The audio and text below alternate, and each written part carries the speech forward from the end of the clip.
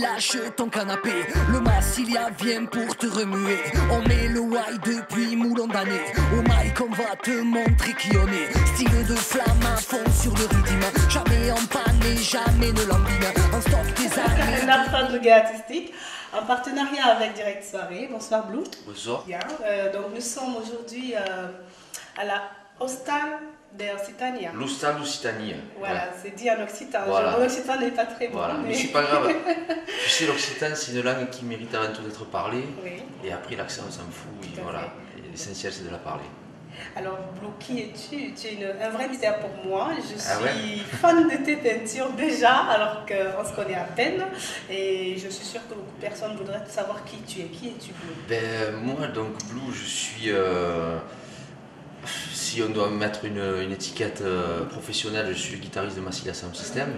Donc, voilà, ma vraie fonction, c'est d'être ce musicien-là. Puis après, par la suite, avec Tatou, donc un des chanteurs de Massilia, on a monté le groupe Moussu Télé Juve. Et si je suis, voilà, où je joue le banjo et la guitare. Et si je suis là ce soir, c'est par rapport au festival donc Samba al País qui se passera le 1er juillet, exactement, à Montricou, où on jouera donc avec Moussuté et qui m'ont invité ce soir à l'Hostal d'Occitanie pour montrer un peu ce que je sais faire d'autre que de la guitare. Ah oui, voilà, je paie. J'allais dire complet, mais complet. bon, on n'est jamais assez complet. Ouais, mais voilà, complet, ça voudrait dire autre chose, on ne peut plus rien faire, mais voilà. Donc un vrai artiste ce soir, nous allons découvrir tes toiles. Tu vas essayer de nous présenter chacune d'entre elles. C'est un rendez-vous à Marseille, là sur le quai. Voyage au pays des merveilles, ensoleillé. C'est un rendez-vous, dépêchez-vous, avec la cité qui vous rendra fou. Je sais que tu es parti surtout par une approche à propos des bateaux, du chantier naval de La Ciotat. J'habite La Ciotat, donc c'est le chantier naval, il y a eu les chantiers pendant plus de 100 ans. Oui. C'est vrai que donc historiquement, c'est quelque chose qui emprunte la ville d'une forte identité. Tout à fait. Et malheureusement, en 86, les chantiers ont fermé parce que la politique économique a voulu que voilà, les chantiers se déplacent vers d'autres pays. Et il est resté une trace indélébile à la fois d'une histoire maritime et d'une histoire de construction navale, mais aussi la désillusion complète. C'est-à-dire c'est une ville qui, en 88, en 90, qui était morte, quoi. C'était très vivant au départ, il n'y avait plus rien. Et c'est vrai qu'à travers ma peinture, comme à travers mes chansons, j'essaye d'exprimer à la fois ce désarroi, cette désillusion, mais aussi cette volonté populaire qui a fait que La Ciotat a réussi à ressortir. Et aujourd'hui, il y a une vraie effervescence au sein des chantiers même, puisqu'il y a plein de boîtes qui sont installées, qui construisent encore des bateaux, malheureusement pas des pétroliers comme on faisait. Mais voilà, et donc c'est à la fois... J'essaie de peindre à la fois ce qui a pu se passer dans les années 80-90 avec la fermeture du chantier et aujourd'hui cette renaissance. Mettre sur pied, c'est la cata, c'est un brave merdier. Dans tous les cas, il ne faut pas lâcher. Ne nous laissons plus jamais manipuler. Si on ne dit rien, ils vont tout casser. Ils ont déjà annexé la cité. Ils ont déjà imposé le français. Ils ont déjà détruit les vieux quartiers. Tu sais que tes tableaux, c'est carrément une vraie prose à métallurgie, quoi, tout simplement. Quand on regarde... Moi, je trouve qu'il y a pas mal une humanité. D'où est venue cette sensation, cette sensibilité, pour que tu puisses reproduire aussi fidèlement, je pense, l'esprit des personnes qui ont travaillé sur ces chantiers? Ouais, la sensibilité, c'est ce que je te disais, à la fois cette démarche populaire et cette démarche de solidarité qu'il y a eu à la fermeture des chantiers. C'est des familles qui ont été exactement. Mais on a eu la chance à La Ciotat d'avoir, on les a appelés longtemps les 106, parce qu'on a eu 106 syndiqués qui ont dit ok, les chantiers ferment, mais nous on ne bougera pas du site. Et aujourd'hui, quand tu viens à La Ciotat, tu as encore les grues.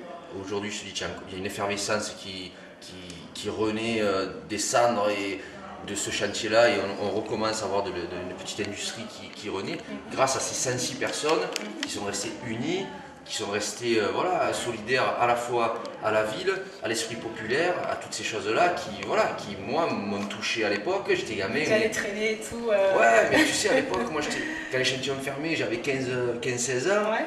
Et Tu crayonnais déjà à l'époque? Je crayonnais déjà à l'époque, mais ce que je veux dire par là, c'est que chaque année, il y avait 2-3 lancements de bateaux, et c'était toutes les écoles venaient voir ça. Et les gamins de ma génération, on a tous un peu de métal qui coule dans les veines, quoi, tu vois. C'est vraiment, c'était un truc super fort, à la fois folklorique, à la fois populaire, à la fois humain, voilà. Et bon, effectivement, ça. Ouais, bien sûr, bien sûr. Et voilà, donc c'est ce que j'essaie de retranscrire. En fait, je ne sais pas de le retranscrire parce que c'est assez facile pour moi. Comme ça, oui, comme on dit, il faut que l'artiste s'exprime que parce qu'il sait, parce qu'il a le cœur. Exactement. Et j'ai trouvé ça incroyable. Balali balala, puoi mangiarlo camino.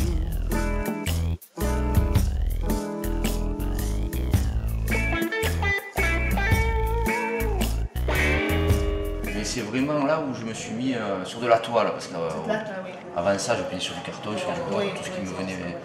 Et je me suis dit, tiens, je vais peut-être attaquer des toiles. Et c'est la première qui m'a. Voilà, c'est celle qui a lancé un peu l'histoire. Ouais. Je l'ai appelé 1986. Donc c'est vraiment le début de la lutte. Ouais. C'est pas facile, attention. Les gens ils souffraient, ils étaient mal payés. En tout cas, je sais pas s'ils étaient mal payés, mais c'était des ouvriers, c'était des conditions économiques difficiles. Mais il y avait du travail. Il y avait une solidarité, les gens mangeaient ensemble en bas du quartier. Le port, à la sortie du chantier, il y avait 5000 personnes sur le port. Les apéros dans les bars, toutes ces choses-là. Et s'il y en a un qui galérait, il y avait 4999 personnes derrière qui pouvaient le soutenir, tu vois. Et rien que ça, voilà, je trouve. Et c'est ce qui se perd aujourd'hui, malheureusement.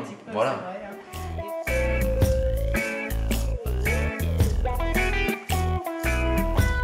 Vela calor de ton passager, fa tremola la goutte. Et finalement, ce que je représente le mieux, c'est j'arrive à le faire en monochrome, en noir et blanc, avec des nuanciers. Excellent. Et j'ai intégré le rouge parce que c'est la couleur de l'espoir. C'est vrai. Voilà. C'est aussi la couleur de la lutte. C'est les drapeaux syndicaux, ça. Ouais, bien sûr. C'est la révolution, c'est rouge. La révolution, non, parce que c'est une notion un peu plus forte, je dirais. Vela calor de ton passager, fa tremola la goutte. Je sais que Blue, c'est un surnom que tu utilises. Ouais, c'est un surnom. Et d'où est venue cette idée de te faire appeler Blue? On me l'a donné quand je suis entré dans Massilia. Ouais. Et c'est mon ami Lux, qui est décédé aujourd'hui, un des chanteurs de Massilia, qui nous manque beaucoup, mais qui est toujours présent. Ouais, bien sûr. Et c'est lui qui m'a donné ce surnom. Alors l'anecdote est assez banale et bon, pas très intéressante, mais ah bon? non, parce que ça vient d'une chanson qui s'appelle Blue Hotel, que tout le monde doit connaître certainement, de Chris Isaak. Et simplement en répétition, j'avais plaqué un accord qui lui a fait penser à cette chanson. Et il m'a appelé Blue Hotel pendant longtemps. Et Blue Hotel, c'était un peu long et un peu ridicule pour. Et c'est resté Blue. Voilà, donc on est resté dans le bleu. Ça tombe bien que vous soyez là ce soir parce que le mois dernier, donc là j'attaque l'expo ce soir, et jusqu'à hier ou avant-hier, je ne sais pas quand est-ce qu'elle a terminé, il y a eu une expo sur Jaurès. Oui. Donc voilà, une représentation de notre ami Jean Jaurès, qui représente beaucoup pour nous et en tout cas pour moi, voilà, un grand homme. Et quand je l'ai vu tout à l'heure, j'ai dit vous le laissez là. Et je vais lui mettre dans les mains deux de mes tableaux qui me paraissent importants. Celui-ci qui est le premier où j'ai intégré la couleur, c'était touché de rouge, où on peut voir marqué explicitement le pourquoi ils sont là. Tout à fait.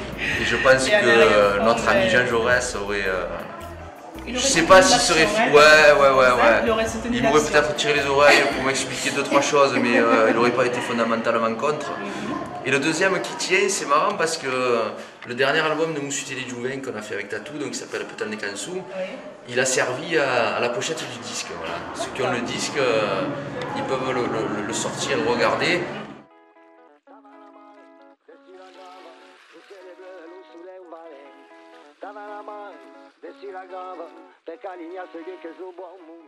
De la faucille. L'ouvrier se rattachant les lacets. Et donc on peut voir que ces deux personnes-là sont dans un univers qui finalement est assez libre, il n'y a pas grand-chose derrière eux, quoi. Ils sont libres, même si le travail est difficile. Et j'avais envie de représenter le secteur tertiaire par ben voilà, ce cravateux qui se noue le matin devant sa glace, mais qui finalement est rattaché à ses horaires. Voilà. Dans un certain circuit. Et plutôt que d'appeler ça secteur primaire, secteur secondaire, j'avais pointeur du secteur primaire, pointeur du secteur secondaire et pointeur du secteur tertiaire. Et avec ça venait le pointeur libre qui lui s'est tout à fait, la détente et se concentre sur son point à jouer. Oui, c'est super. Voilà. Écoute Blue, notre entrevue touche à sa fin. Ouais. Pour tous ceux qui ne te connaissent pas, je sais qu'il y a un site internet que nous allons donner tout à l'heure. Ouais. Mais autrement, on invite aussi un maximum de personnes au festival. Oui, aussi, ouais. Parce que tu vas jouer avec ton Bien groupe. sûr, ouais. Voilà, l'occasion de te découvrir encore un peu plus. Et un dernier mot pour tous les... Parce que nous sommes web TV, donc...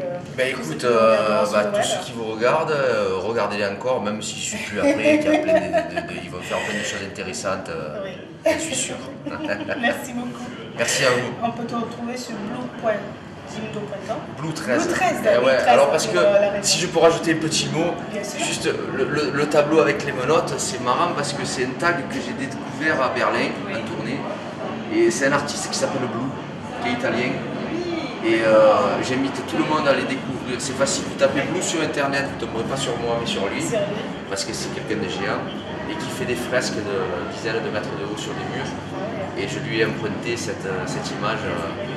Ouais, voilà. Qui s'appelle Blue. Donc voilà. Donc mon adresse, moi c'est Blue13. Blue13.jimdo.com. Voilà, .jimdo.com. Sinon, vous pouvez aller sur le site de sambaalpais.com pour découvrir toutes les infos à propos du festival Occitania, enfin tout ce qui concerne l'Occitania, le Provençal aussi, je vous disais, la région de la Ciotat, exactement. Merci de nous avoir Merci à vous. Aussi énormément et à très bientôt. À bientôt. Christian toujours à vous les gars, on ne les détrompera pas, va qui révèle l'autre va. Massilia Fire Io poi lo pintas per venti parla che cosa ya acaba seguime la lo che ci va l'unico di la mano se ti fai avanti il cubo de man adesso lei caga